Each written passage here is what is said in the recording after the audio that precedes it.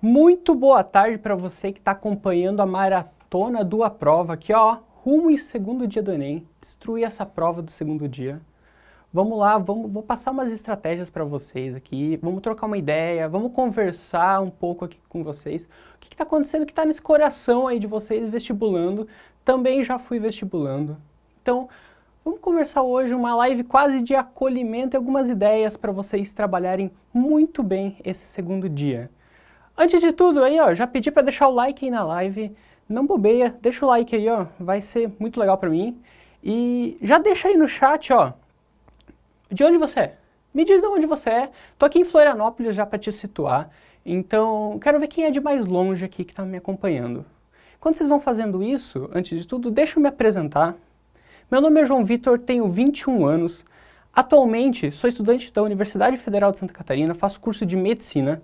Passei no último Enem, ali no começo do ano, no primeiro SISU que a gente teve esse ano, e passei com uma nota boa, Fui jubeluno desde 2015, então assim, ó, já estava nessa trajetória há muito tempo, no meu primeiro ano do ensino médio.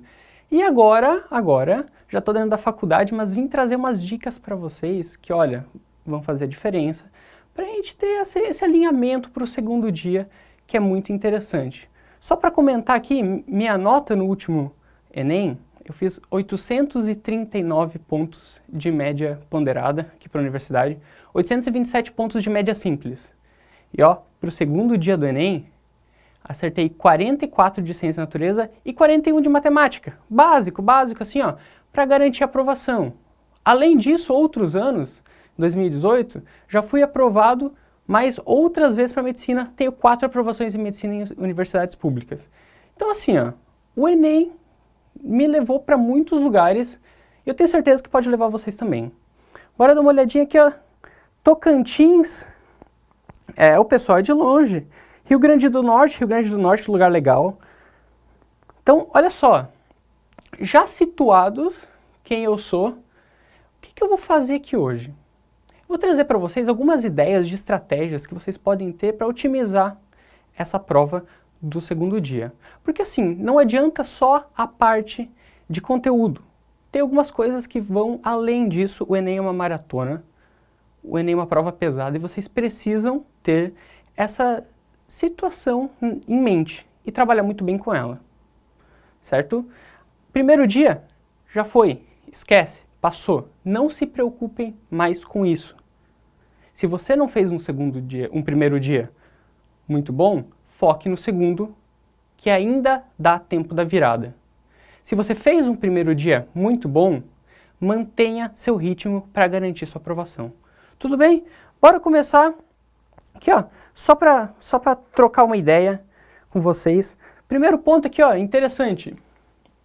Segundo dia de provas. O que é o segundo dia de provas? Segundo dia de provas mantém uma coerência ao longo dos anos. É uma prova que vem mantendo a coerência ao longo dos anos, assim como o primeiro dia manteve. Então a gente pode seguir pelo que a gente tem até hoje como uma base muito boa. Agora, são duas provas que possuem um alto valor. Ó. Olha aqui, ó. Deixa eu até pegar minha canetinha aqui. Ó. Alto valor. Matemática chega a beirar quase 1000 pontos. Ciência da natureza extrapola 850 tranquilo.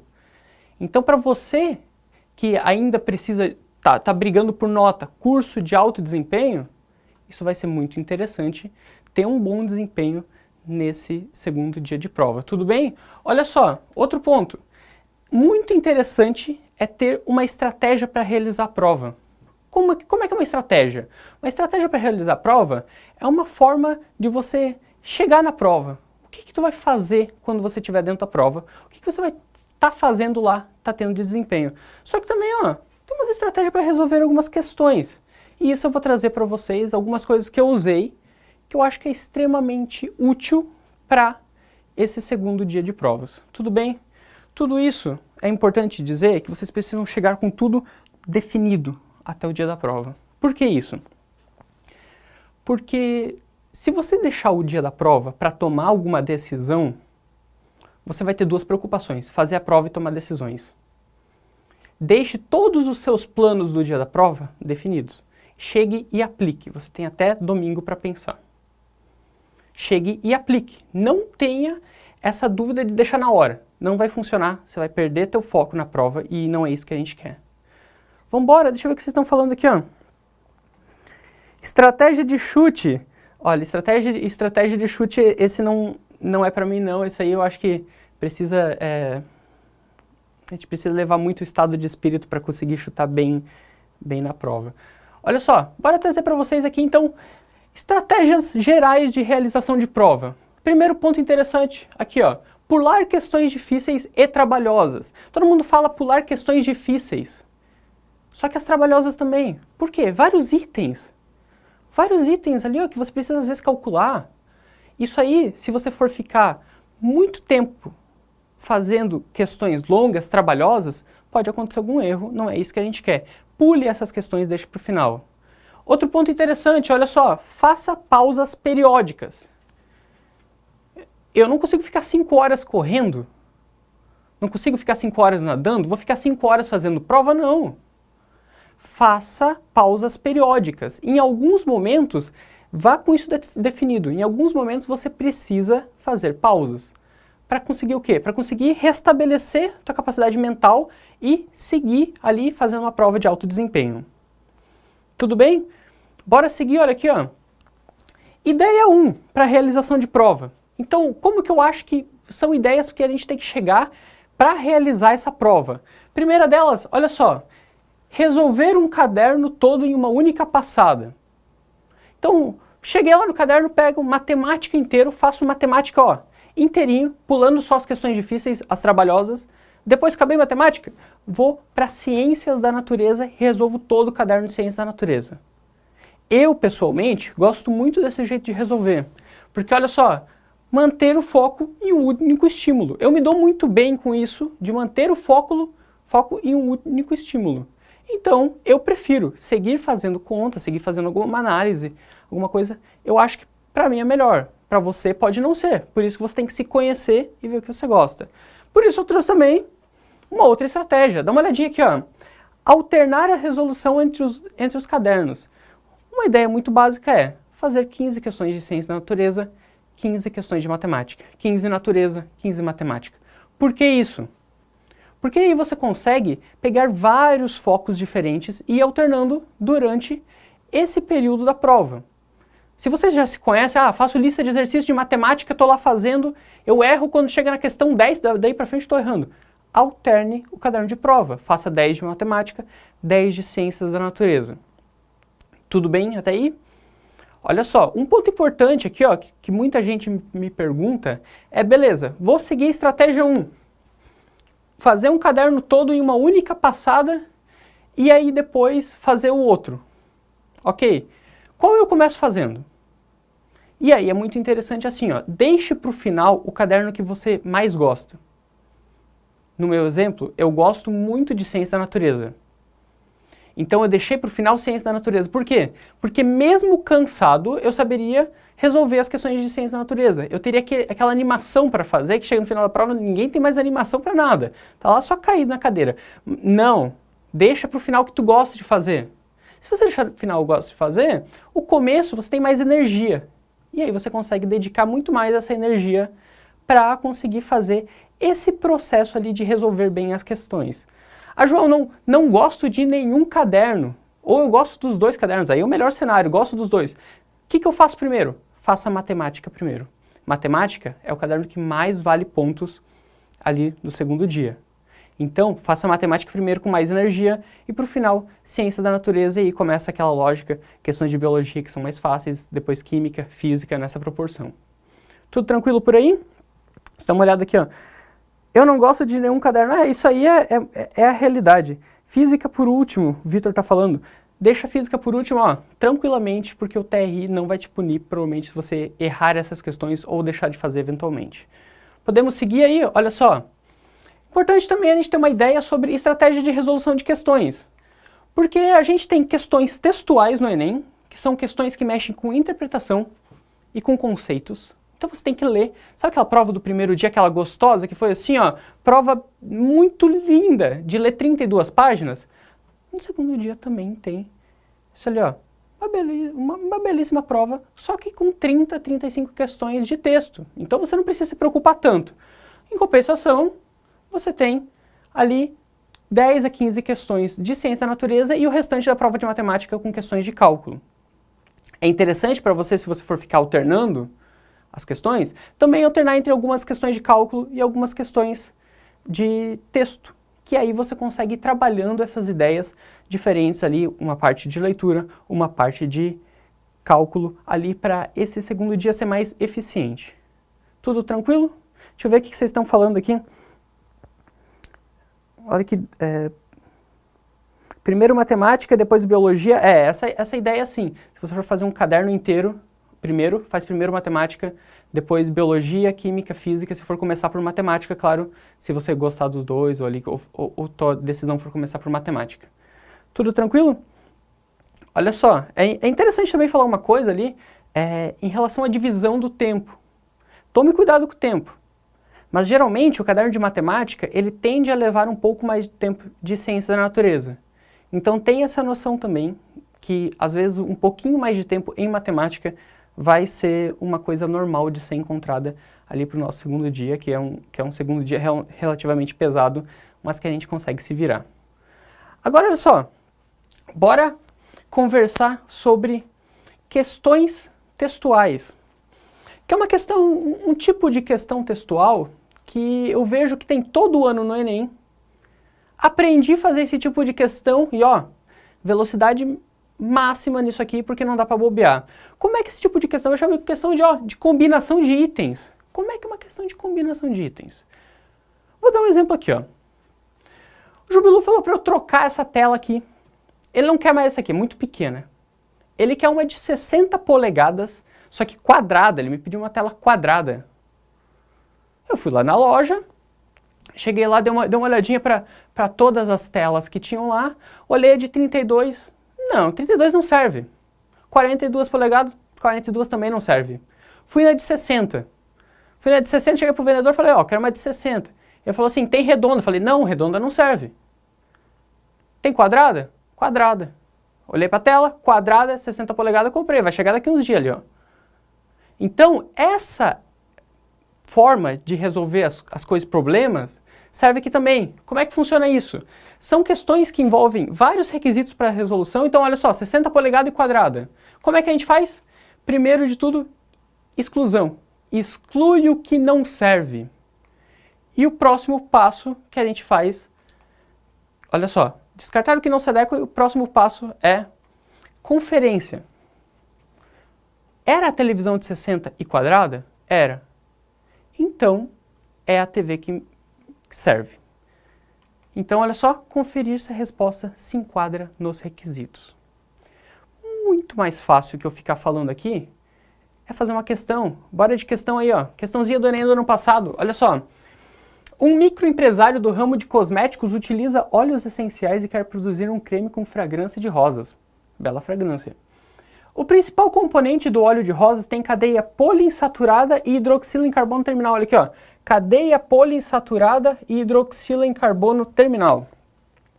O catálogo dos óleos essenciais apresenta para a escolha da essência essas estruturas químicas. Tem uma série de estruturas. Como é que é o jeito que geralmente resolve? Confere uma por uma se dá certo. Como é que é o jeito que eu resolvo que funciona muito mais rápido? Primeiro exclui o que não serve. E depois você confere. Dá uma olhadinha, vou começar aqui, ó. Hidroxila em carbono terminal. Hidroxila em carbono terminal, tem que saber reconhecer. Chego aqui, ó, dá uma olhadinha no 5. Isso aqui é uma hidroxila em carbono terminal? Não, olha só. COOH. Isso aqui não é uma hidroxila em carbono terminal. Isso aqui é uma aldeído, tá só disfarçado. Mas não é. Essa aqui não serve. Por quê? Porque não se adequa. Olha aqui, ó. Hidroxila, beleza. Carbono terminal? Não é. Descarta. Olha aqui a letra C. Tem hidroxila?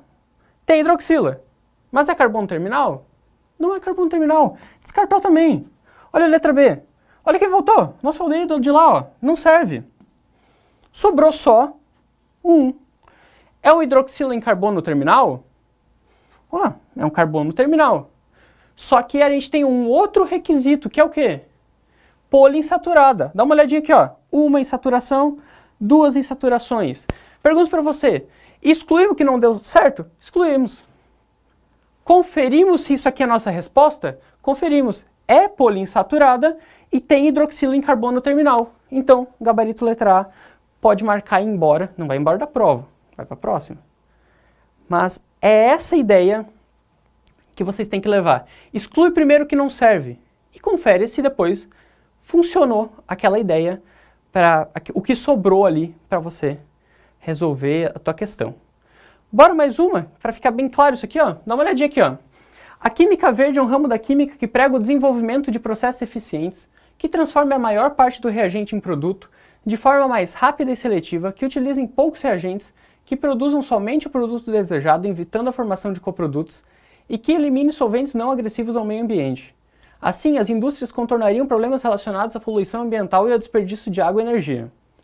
O perfil de um processo que segue todos os princípios desse ramo da química pode ser representado por...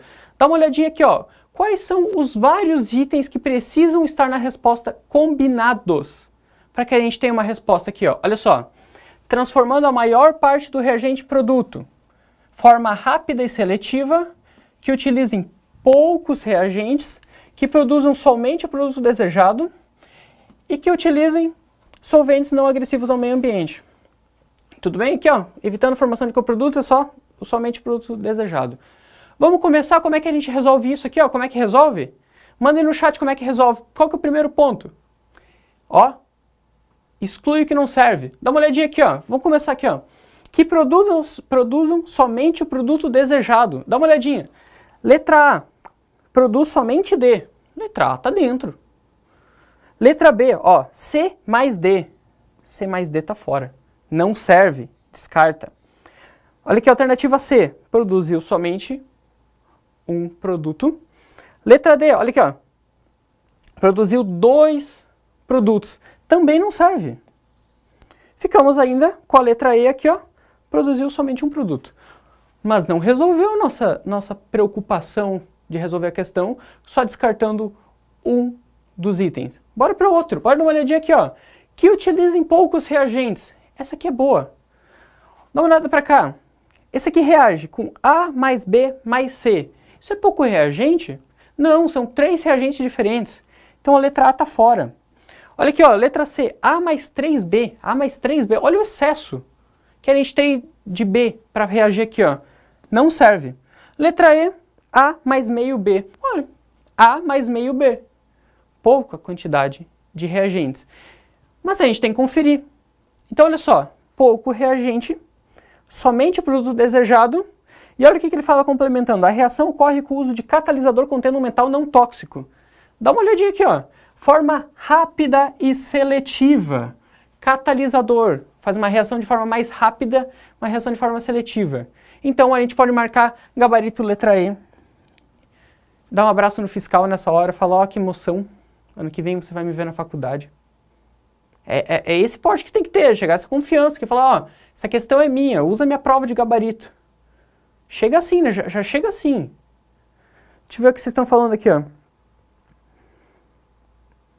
É essa ideia. Agiliza muito aqui a parte de resolução para você resolver a questão assim. Isso aqui demora um tempão para resolver se você não for excluindo o que não serve. E pensa assim, se a alternativa não está se enquadrando em um item que ele está pedindo, ele já está errado. A alternativa está errada. Você nunca mais vai poder voltar nela porque ela já tem um erro.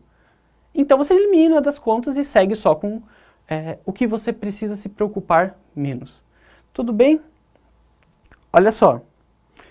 Bora mais uma. Deixa eu tomar uma aguinha aqui. Eu tô até emocionado aqui, bateu uma luz aqui, um sol. Olha só. Bora seguindo a brincadeira aqui com as questões que eu chamo de questões faz sentido. O que seriam as questões faz sentido? Dá uma olhadinha só. O Enem gosta de trazer isso aqui, ó, questões que envolvem situações reais. Por que questões que envolvem situações reais? É teu dia a dia, é a proposta dele, ele gosta disso. Então você tem que chegar preparado para essa brincadeira ali. As respostas, então, vão ter o quê? Coerência com a realidade. Não adianta marcar uma coisa, uma resposta que vai ter uma situação real e que é totalmente incoerente com a realidade. E sempre perguntar, sempre, grifa aqui, ó, sempre, perguntar se a resposta faz sentido. Tudo bem? Por quê? Porque a resposta precisa ser correta e coerente, fazer sentido com a realidade. Mas muito mais fácil que ficar falando é ir para a questão. Bora de questão aqui no quadro. Olha só. Em uma usina geradora de energia elétrica, seja através de uma queda d'água ou através de vapor sob pressão, as pás do gerador são postas a girar. O movimento relativo de um ímã em relação ao conjunto de bobinas produz um fluxo magnético variável através delas, gerando uma diferença de potencial em seus terminais. Durante o funcionamento de um dos geradores, o operador da usina percebeu que houve um aumento inesperado da diferença de potencial elétrico nos terminais da bobina. Tá. Nessa situação, o aumento do módulo da diferença de potencial obtido nos terminais da bobina resulta do aumento do... Bora, antes de fazer essa brincadeira, bora desenhar. Na física é bom desenhar, na química também é bom desenhar. O que está acontecendo? Então, chega só, olha só. Não me julga. Fui para medicina, não fui para artes, então... Dá uma olhadinha aqui, ó. Uma bobina, então a gente vai ter aqui, ó, segurado, que bela bobina. Entre um campo magnético, olha aqui, ó, um ímã, outro ímã, um campo magnético. E aqui a gente tem as pás do gerador. Tudo bem?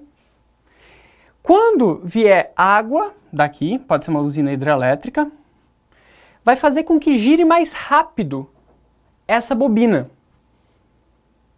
E esse giro mais rápido da bobina vai fazer com que aumente a diferença de potencial produzida.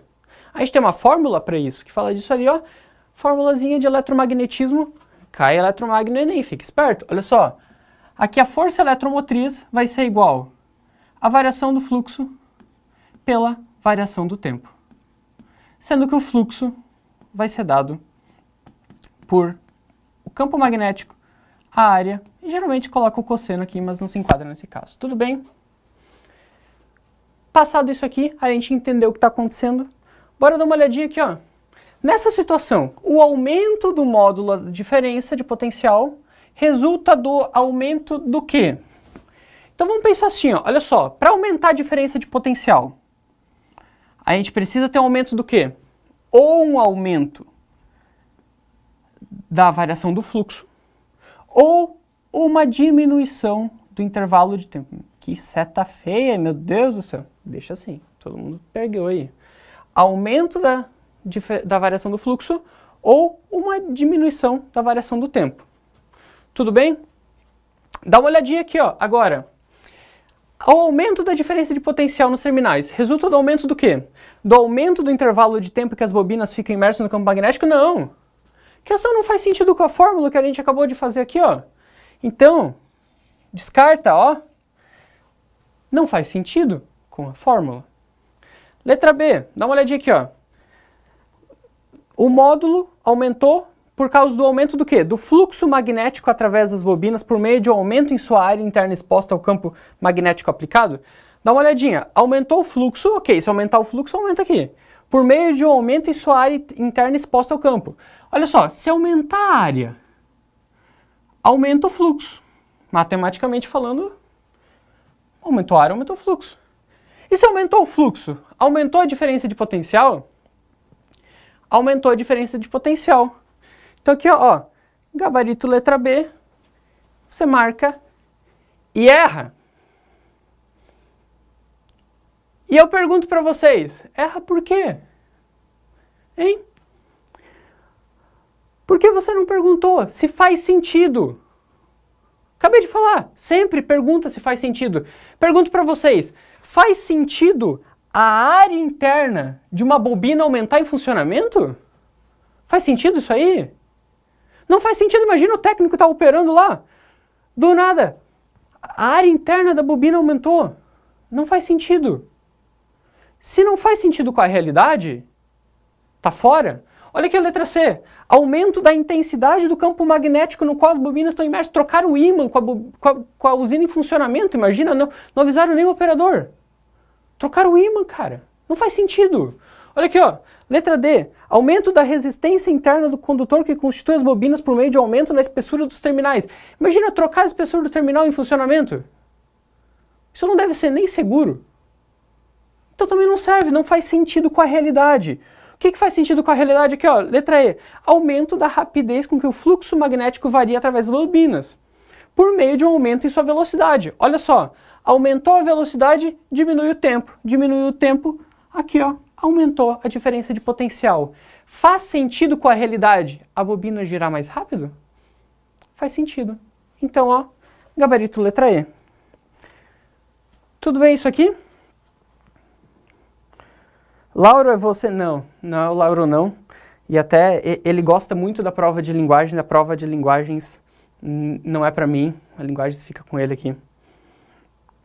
Olha só, vocês precisam ter em mente que as coisas precisam fazer sentido nessa prova, quando eles colocam situações reais. Tem que fazer sentido. Tudo bem?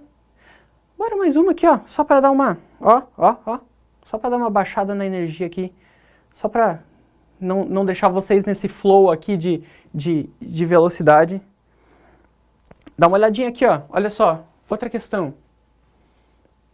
Essa aqui é para quem gosta de cozinhar. Essa aqui é para quem gosta de cozinhar. Coloca aí. Qual é o seu prato favorito que você cozinha? Tá? Não vale, eu peço iFood. Não. O que você faz aqui? Porque assim, ó, essa questãozinha aqui é boa para quem faz feijão. Tá? Feijão, lentilha, grão de bico, qualquer coisa que coloca naquela coisa que tem um perigo extremo associado, que é chamado panela de pressão. Aquilo lá é uma bomba em casa. Eu não uso. Mas cai, ó, cai no Enem, fica esperto. Miojão brabo, esse aí eu também gosto. Ovo eu também sou especialista em fazer ovo. Que o pessoal só come ovo e miojo. Meu Deus, gente, ó, comam bem também, tá? Pro dia da prova, é importante vocês comerem bem e bem alimentado. Vai comer só miojo e ovo, pode marcar uma consulta comigo daqui a uns anos aí que eu atendo vocês, tá? Então assim, ó, bora dar uma olhadinha pra questão aqui. Tapioca também é bom. Vem comigo, olha só. As panelas de pressão reduzem o tempo de cozimento dos alimentos por elevar a temperatura de ebulição da água. Os usuários conhecedores do utensílio normalmente abaixam a intensidade do fogo em panelas de pressão após essas iniciarem a saída dos vapores. Iniciou a saída dos vapores, o que está acontecendo? Botou a temperatura, ó, começou a aumentar a pressão, aumentou a pressão, a pressão ficou um pouquinho maior do que a válvula é capaz de suportar, escapa. Para evitar problema, para evitar aquela bomba que eu tenho medo. Então dá uma olhadinha aqui, ó. Ao abaixar o fogo, reduz-se a chama. Ok, isso é lógico. Pois assim evita-se o... Dá uma olhadinha para cá. Reduz-se o aumento da pressão interna e os riscos de explosão. Olha só, o nome é panela de pressão. Vai aumentar a pressão interna, mas até o momento em que aquela válvula que começou a escapar aqui, ó, ele está falando aqui, ó, iniciar a saída dos vapores, mais que isso não aumenta. Não faz sentido com o próprio funcionamento do equipamento. Então esse aqui, ó, tá fora. Letra B. Evita-se a dilatação da panela e a desconexão com suas tampas. A gente tem uma nova temporada de tampas voadoras. Desconectou, a tampa saiu voando. Não funciona assim, não acontece isso. Imagina se para a tampa não sair voando, você tivesse que baixar o fogo. Pelo amor de Deus. Ninguém ia comprar uma panela de pressão. Até porque se a panela vai dilatar, a tampa também dilata. Tá no mesmo sentido ali. Então não faz sentido. Não faz sentido com o funcionamento também do equipamento. Olha aqui, ó. C. Perda da qualidade nutritiva do alimento. Se você já botou pressão, já botou um monte de temperatura, não vai se abaixar o fogo ali nessa altura do campeonato que vai fazer segurar essa qualidade nutritiva do alimento. Isso também não faz funcionamento com a própria cinética do que está acontecendo. Olha aqui, ó. Letra D. Deformação da borracha de vedação. É a mesma coisa da tampa voadora. Imagina se o engenheiro está desenvolvendo e falou assim, ó, essa borracha aqui aguenta até 170 graus. 171 já... Não dá para fazer. Não faz sentido com o design do negócio. Olha aqui, ó. Letra E. Consumo de gás desnecessário. Consumo de gás desnecessário. Se você abaixou a chama, porque você diminuiu o fornecimento de gás. Diminuindo o fornecimento de gás, a chama vai abaixar. E depois que já entrou em ebulição, você não precisa dar aquela chama alta, ele vai continuar em ebulição. Faz experimento em casa. Vai lá, liga uma panela com água ali, ó. Liga, quando começar em ebulição, tu abaixa, a mãe olha e fala assim, o que tá fazendo? Tá gastando gás à toa aí? Tua mãe vai olhar e vai falar assim, ah, tá gastando gás. Não, é pro Enem. Ela vai entender. Então olha só, se você pensar, abaixou a chama porque abaixou a incidência do gás que está queimando. Então você evita o consumo de gás desnecessário, porque vai continuar em ebulição, vai continuar com a pressão alta lá dentro. E faz todo sentido você fazer esse processo. Por quê? Pelos conhecedores do utensílio. Tem que conhecer isso aí para saber o que está fazendo. Então, ó, gabarito letra E, marca e vai para a próxima. E vamos embora. Tudo bem? Gente, hashtag emprego pro João. Ó, essa aí eu aprovo também. Aí, ó. Aí, ó. Jubi, tá vendo aí, Jubi? Tô pedindo. Olha só. Gente, vocês entenderam como é que funciona isso? Perguntem se faz sentido, tá? Perguntem se faz sentido. O pessoal falou assim, se perguntar na hora da prova se faz sentido, usa isso a prova inteira. As questões que são de acordo com a realidade, elas se enquadram muito melhor nisso. A gente consegue ter esse feeling de, com a realidade isso acontece ou não acontece. Mas a prova de ciência da natureza é uma grande brincadeira de questões da realidade. Muito raramente a gente vai ter questões que não tem uma coerência com o nosso dia a dia. Matemática assim, Joãozinho subiu 2.000 degraus. Ninguém sobe 2.000 degraus. Tá? Mas na prova de ciência da natureza costuma ter uma coerência maior, então vocês conseguem seguir com essa parte de faz sentido, não faz sentido. É a ideia, tá? Pensem sempre isso. Dá uma olhadinha nesse desenvolvimento de questões que eu tenho certeza que vocês vão conseguir pelo menos tirar a dúvida de algumas questões que vocês podem ficar em dúvida. Você pensa, será que faz sentido com a realidade? Não faz sentido com a realidade. E aí você consegue tirar aquela dúvida, consegue acertar alguma questão por conta disso. Mas olha só, tá vendo aqui? Nem só de questões textuais é feito segundo dia do Enem. Tem cálculo a rodo. Só que o cálculo do Enem é chato. Por que é chato? Porque são números quebrados, número com vírgula, números gigantescos, número que não é bom de calcular. É só para ver se tu tem paciência. Geralmente o conteúdo não é excepcional, acaba errando em alguns detalhes ali no meio. Então o que você precisa fazer? Tem algumas artimanhas ali para conseguir fazer esse processo ser mais eficiente. O primeiro deles aqui, ó, arredondamento. Arredondar números chatos, ó, se livrar de números inconvenientes. Essa é a ideia. Número inconveniente que não serve de nada para você, que você consegue trabalhar muito melhor com um número arredondado. Agora um outro ponto interessante, olha só, notação científica inteligente, o que é isso? Vou mostrar para você. Fica aí, não vai embora não. Se livrar de zeros inconvenientes. O Enem é cheio disso. Multiplicar 0,000426. Dá um trabalho. E tudo isso com o objetivo do quê? Ó, aqui ó, passador de slide nem funcionou agora. Vamos passar agora. Agora foi. Facilitar a vida nos cálculos. Só perdi o time aqui, ó. Até me desconcentrei aqui, ó.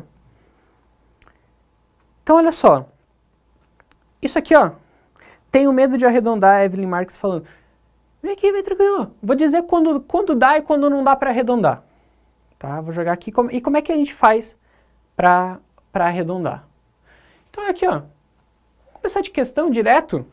Acabou. Vamos de questão já para mostrar aqui sem muita enrolação. A Pesquisa Nacional de Amostra por Domicílios é uma pesquisa feita anualmente pela IBGE, exceto nos anos em que há censo.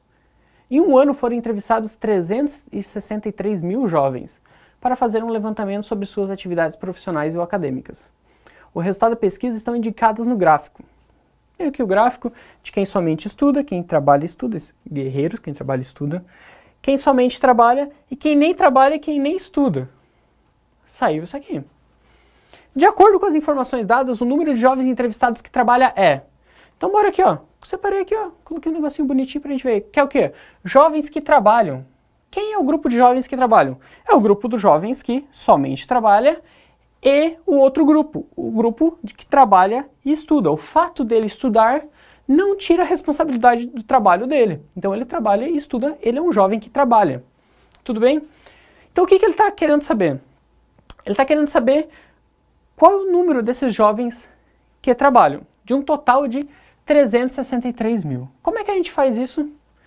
A gente vê o quanto esses jovens representam do total da população e aí multiplica essa fração pelo total para conseguir o resultado. Isso ali é a parte. Tem gente muito mais habilitada que eu para falar disso aqui. Mas como é que a gente faz então aqui? Ó, olha só, 13,6% de jovens que trabalha e estuda. E 45,2% que somente trabalha. Totalizando 58,8%. Na próxima linha aqui, ó, olha só, a fração, quanto que é 58,8%?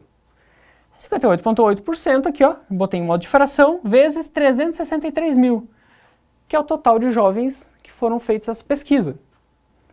Só que esse total de jovens que foi feita a pesquisa, a gente vai tirar só a fração que trabalha. Então, fazendo essa multiplicação, a gente tem 213,44 não, 213.444, ó, eu dei bobeira. E aqui, ó, letra C, gabarito letra C. Só que esse jeito dá muito trabalho. De verdade. Pega uma folha de papel e multiplica 58,8 por 363 mil. Leva uma eternidade para fazer isso aí. Não vamos sofrer à toa, a gente não precisa sofrer. Como é que eu resolvo isso aqui, ó? Primeiro ponto, importante, olha só, dá uma olhada nos resultados. Vocês estão vendo aqui, ó, 114, o outro 164, o outro 213, 284, 291. São resultados que estão bem espaçados um do outro. Uma pequena alteração ali no meio, um pouco para mais, um pouco para menos, não tem problema. Não vai prejudicar o seu resultado. Então como é que eu resolvo isso sabendo, olha, uma pequena alteração, um pequeno arredondamento ali no meio não vai prejudicar o meu resultado? Como é que eu faço isso aqui? Ó? Dá uma olhadinha aqui, ó. Primeiro ponto, mesma soma, olha só, 13,6, 45,2, 58,8. Só que 58,8 para mim é 60. O resultado está deixando. Para mim é 60, acabou. Olha aqui, ó, seguindo. Fazendo o mesmo processo, 60% vezes, olha aqui, ó, opa, faltou um 3 aqui? Não faltou. 363 mil, 360. Porque essa pequena alteração não vai me dar um resultado significativamente disperso do resultado que é o correto. Quando você faz essa multiplicação, vai ter 216. Dá uma olhadinha para as respostas. O mais próximo que a gente tem é 213. E é o mesmo gabarito. Você leva 3 minutos para calcular isso aqui e 30 segundos para calcular isso aqui. Eu vou no 30 segundos, eu tenho mais o que fazer. Essa ideia que vocês precisam ter. Olhem para o resultado de vocês, para as alternativas estão colocadas ali. Olhem para as alternativas. Se elas forem suficientemente distantes uma das outras, façam pequenos arredondamentos. Não vai arredondar também. 360 mil aqui é 400. Não, também não vai dar bobeira. Pequenos arredondamentos que facilitem a vida de vocês vão ser muito interessantes em cálculos assim. Tá falando ali, por que não arredondar para 58? Pode arredondar para 58 se você acha que tivesse problema. Eu recomendo ainda, ó, se é 58,8, joga para 59. Só como a questão está bem dispersa o resultado um do outro, 60 não vai te prejudicar, tá? Pode ser com 59, não vai ter problema, você vai conseguir fazer. É muito interessante que você faça arredondamentos quando você está confiante disso, tá? Porque você precisa olhar e confiar no teu resultado final e ver qual ele está mais próximo. Números que são muito perto, números que o Enem pede exatamente ele, não faça isso. Números que não tem uma faixa de distância. Agora, esses aqui que são meio feita na pancadaria, aqui ó, um é 215, um é 105, pode fazer. Você não vai ter prejuízo em relação a isso. Tudo bem? Deixa eu dar uma olhadinha aqui, ó.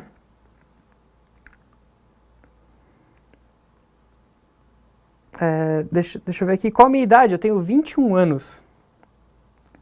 Caso as alternativas estejam próximas, ainda é possível realizar o arredondamento? Olha, eu não recomendo, porque, você, por exemplo, assim, vamos supor, se eu tenho um resultado que é 19 e o outro é 21, e você caiu no 20 ali no meio da tua resposta, 20, qual que é a resposta? Você vai ter que refazer o cálculo e perde mais tempo. Respostas muito próximas, não arredonde. Quando for assim, na casa de 1000 para mais, pode arredondar esse pequeno arredondamento, se você não vai ter muito prejuízo. Tudo bem? Presta atenção nas alternativas. Vê primeiro que se as alternativas te permitem fazer isso, e se permitir, beleza, você faz. Olha só, mais uma ideia aqui para vocês. Que ó, daí acabou essa aqui, ó. Vou deixar vocês dar uma descansada também. Que aí vocês vão ter assim, ó, pego muita informação para esse segundo dia. Tudo bem? Olha só o que essa questão fala. Um pé de eucalipto em idade adequada para o corte rende em média 20 mil folhas de papel. 20 mil folhas de papel, deixa eu até colocar aqui em cima, ó. 20 mil folhas de papel. A densidade superficial do papel A4, medida pela razão massa de uma folha por sua área, é de 75 gramas por metro quadrado. E a área de uma folha é de 0,062 metro quadrado. Nessas condições, quantos quilogramas de papel rende em média um pé de eucalipto? Ó, já aproveita aqui, ó. Já aproveita aqui, ó. Foca aqui, ó. Olha pra mim. Presta atenção na unidade de medida. Não vai dar mole com isso. Ele tá falando ali, ó, quilograma. Só que a massa que ele te deu lá é em grama. Não bobeia. O Enem costuma fazer disso aí, ó, umas 10, 15 questão fácil. Te dá uma unidade aí que não tem nada a ver e você converte. Não vai deixar de converter a unidade. Vai perder questão. Presta atenção na unidade. Volta para cá. Olha só. 75 gramas por metro quadrado. Em quilograma, olha só. 0,075. 0,075 é 75 gramas. Isso em quilograma. Tudo bem? E aqui fala 0,062 metro quadrado. Não vou resolver a questão. Vou trazer o que eu chamo de notação científica inteligente. Notação científica, essa altura do campeonato, eu imagino que vocês já estejam entendendo o que é. Se não tem, estuda até o Enem. Estuda até o Enem. Se não souber o que é notação científica, vai estar lá na prova. Tô falando, todo ano tem questão de notação científica dada. Tem que saber o que é. Como é que a gente mexe com a notação científica inteligente? Vai chegar aqui o PIL e vai falar assim, ó, notação científica, a gente faz aqui um número igual maior que 1, menor que 10, e a gente coloca aqui vezes 10 para... Isso é uma questão discursiva? Quando ele pede um valor, quando ele pede uma coisa? Como é que é uma coisa inteligente de fazer isso? É deixar com um número que tu saiba mexer. Que tu goste de mexer. Dá uma olhadinha aqui, ó. 20 mil, já transforma, já passa aqui pro lado, ó. 20 vezes 10 na 3. Isso aqui foi fácil. Isso aqui tu faria. 20 vezes 10 na 3. Muito mais gostoso de multiplicar 20 do que 20 mil. Olha aqui, ó. 0,075. Isso aqui, ó, é 7,5 vezes 10 na menos 2. Só que eu não gosto de fazer cálculo com número com vírgula. Se tu quer fazer, pode fazer. Eu não gosto. Como é que eu lido com isso? Ninguém me impede de fazer isso aqui virar 75 vezes 10 na menos 3. Olha aqui, ó. Passei vírgula para lá, aumentei o número ali. 75 vezes 10 na menos 3. Eu sou muito melhor multiplicando 75 do que 7,5. A mesma coisa aqui, ó. 0,062? Não. Ó, 6,2 vezes 10 na menos 2. Ou, se quiser, 62 vezes 10 na menos 3. Pronto. Eu gosto de multiplicar 20, eu gosto de multiplicar 75, 62. São números que a gente, desde do primário, aprende a multiplicar número inteiro. É bom de multiplicar número inteiro. Número quebrado, não. Não dá bobeira. Conseguiu multiplicar esse número ali inteiro, é muito mais fácil. Faça isso. Notação científica inteligente. Joga pra cá, faz esse cálculo com o número inteiro. Olha só, e quem tá ligado ainda no arredondamento anterior, dá uma olhada aqui, ó. 4.000, 1.500, 930, 267, 93. São números bem espaçados. Então, se tu quiser ainda na maldade, vem aqui, ó. 62 é muito feio, 60 é bem mais bonito. Pode calcular com 60 que vai dar certo. E facilita muito a vida de vocês também para fazer cálculo. Por quê? Voltando aqui, ó. Porque os números são bem diferentes um dos outros aqui. Tudo bem? Deixa eu ver o que aqui o pessoal está falando. Perguntinha. João, quando preencher gabarito? Olha só, eu gosto muito de preencher o gabarito no final. Eu deixo aquela famosa meia hora no final e preencho. Então, assim, geralmente passando as questões que eu já resolvi, e as questões difíceis que eu venho por resolver ali, ainda que eu posso vir a resolver, eu deixo ali em branco e volto com elas. Não vai deixar a questão em branco no gabarito. Deixa ali em branco num primeiro momento e no segundo momento eu faço as questões e marco no gabarito. Se eu for para entregar alguma coisa, pelo menos que entregue as questões que eu fiz. Essa é a ideia. João, meu filho, que letra é essa? Pois é. Tem uma prova antes da faculdade ali que tem que ter letra ruim para entrar, me falaram. Então, olha só. João, o que revisar agora na reta final? Segue a maratona. Segue o que está sendo passado aqui, que com certeza é o que mais cai, é o que é mais importante, que é mais recorrente, tá? Até aproveitar para falar para vocês, olha aqui, ó. Próxima live vai ser do Pio, falando sobre funções. Funções, esquece, tá todo ano lá. Pode seguir o que está sendo passado aqui. E foque em fazer resolução de exercício, foque em fazer uma análise dos conteúdos de provas antigas, que não tem muito o que fugir disso nessa altura do campeonato. Tudo bem? Nessa semana, qual é melhor para focar? Física ou química?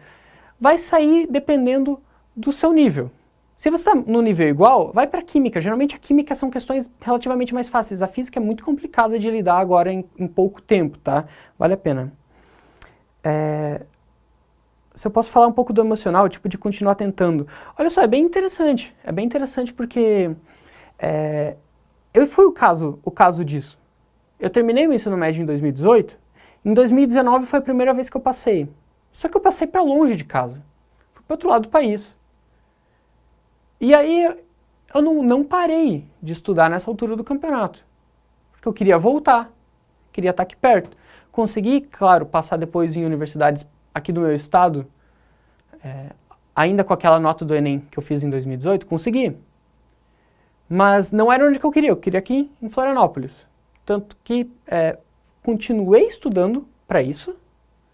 Ali então, 2019, fui passar agora no Enem de 2020, então a gente teve esse espaço que eu continuei estudando ali, tentando conciliar meio que de tudo, para conseguir chegar no lugar que eu queria, no curso que eu queria, no lugar que eu queria. Tá? Tanto que deu nota, dessa vez, para conseguir, eu podia escolher onde eu queria, dava para passar na USP. A USP, todo mundo gosta da USP, né? A USP é um bom parâmetro. Passava na USP com a minha nota. Só que era aqui que eu queria, aqui o meu lugar. Tudo bem? Foque muito em buscar qual é o seu objetivo. Onde você quer estudar? Onde é que você quer estar fazendo sua graduação? Que experiência você quer estar vivendo? E coloque em base você nisso. Coloque seu estudo diário, sua motivação nisso. Ah, não consegui passar esse ano. A universidade continua lá. A chance continua lá. Se você desiste, a chance não é mais tua. Se tu continua, tu tá na luta. Por isso que eu falo, muita gente fala assim, fui mal no primeiro dia. Nem vou fazer o segundo dia. Faça o segundo dia do Enem. Você não tá fora do jogo. Você tá no jogo ainda. Mantenha-se firme. Fazer a prova do segundo dia com sangue no olho. Pra quê? Pra você não ter essa chance de ter conseguido e perder. Não desistam do caminho que vocês estão determinados. Foquem em um caminho e sigam ele, que isso é a chave do sucesso para qualquer coisa na vida de vocês. Isso aqui não seria diferente. Tudo bem? Deixa eu ver. Quantos tu tirou no primeiro dia? Eu fiz 790 em humanas e 654 em linguagens, 960 na redação, tá? Linguagens, o melhor TRI da vida. Sim. Por quê? Linguagem eu tenho dificuldade. Eu já sabia disso. O que eu fiz? Estudei como é que funciona o TRI e estudei aquilo que mais cai. Aí teu Instagram agora, joga lá Enem na caixinha de busca, vai aparecer um monte de conteúdo de linguagem. Agora não adianta mais, né? De linguagens. Mas para o segundo dia, o que mais cai é aquilo que vai dar nota pela teoria de resposta ao item. É o que todo mundo acerta. Estudei aquilo. E me rendeu 654 com 29 acertos. Porque eu estudei o que importa, o que cairia. Já em compensação em humanas eu fiz 42 acertos. Então humanas estava tranquilo. Eu já tinha... eu sabia que humanas eu estava mais tranquilo. Mas linguagem não. Linguagem eu sofro. Então... Estão falando aqui que eu sou parecido com o Lauro só de aparência, porque se for de habilidade em linguagens eu tô perdido. Tudo bem, gente? Olha só, eu vou ficando por aqui, tá? Eu espero que isso aqui tenha ajudado vocês.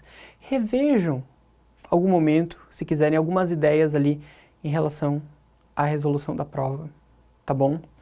Eu desejo que vocês façam uma boa prova no domingo, a gente não vai mais se ver até lá, mas façam uma boa prova no domingo, entreguem tudo que vocês estudaram, que vocês treinaram, que vocês tiveram durante o ano. É a hora de entregar, de dar seu máximo, porque ali é o que vocês fizeram, vocês trabalharam o ano inteiro para chegar nesse momento. Entreguem tudo de vocês ali, tá bom? Espero que vocês façam uma boa prova. Não vai perder, ó, live do Pio aqui, ó. Deixa eu até pegar a minha colinha aqui, ó. 18 horas sobre funções. Fica aqui, função cai muito. Não vai dar bobeira. Revisa isso aí. Revisa o que tiver na semana aqui, que vai dar certo. Grande abraço para vocês e até a próxima.